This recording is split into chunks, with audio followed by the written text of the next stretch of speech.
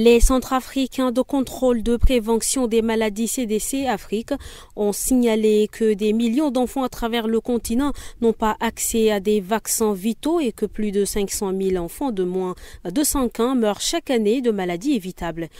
Les CDC Afrique ont déclaré que les maladies évitables telles que la rougeole, la diphtérie, le tétanos, la poliomyélite et la coqueluche continuent de représenter une menace importante pour le bien-être des enfants en Afrique. Pourtant, la vaccination reste hors de portée pour des millions de personnes sur le continent. Le financement limité de la santé, le manque de confiance dans les vaccins, l'instabilité politique et les difficultés d'accès aux communautés isolées sont autant de facteurs qui contribuent à ce problème, ont considéré les CDC Afrique. Une jeune fille d'environ 20 ans a été assassinée aux environs de 3 heures du matin ce 1er mai 2025 au quartier de Beraba dans le 4e arrondissement de la commune de Doba. Tôt ce matin, de nombreuses personnes se sont rendues sur les lieux pour tenter de comprendre les circonstances de ce drame.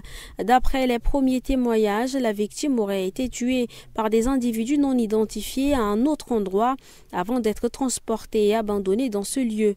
Selon les témoins présents, elle aurait été agressée sexuellement avant d'être tuée car elle a été retrouvée entièrement nue. La police alertée par les habitants s'est rendue sur place pour effectuer les premiers constats. Le commandant du corps urbain du commissariat central de police de Doba, le colonel Dab Awakbe Tchandé, a indiqué que la victime aurait été étranglée par des professionnels inconnus. Selon lui, la jeune femme n'était pas connue dans le quartier. Une enquête a été ouverte pour identifier les auteurs présumés de ce crime. Daoud, un boutiquier au quartier Amsinene dans le 1er arrondissement, a été assassiné ce matin vers 6h30 dans sa boutique par 2 hommes armés, dont l'un en turbané. Daoud a été criblé de balles alors qu'il se trouvait dans sa boutique non loin d'un poste de police, rapporte le Tribune Info.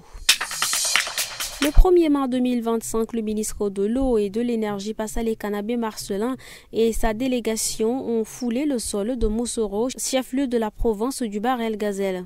L'objectif de ce déplacement du ministre Passalé Kanabé Marcelin et sa suite était de visiter les travaux du chantier de château d'eau. Après des visites guidées sur ces chantiers, le ministre a constaté que les travaux ont accusé un grand retard et l'état d'avancement reste déplorable.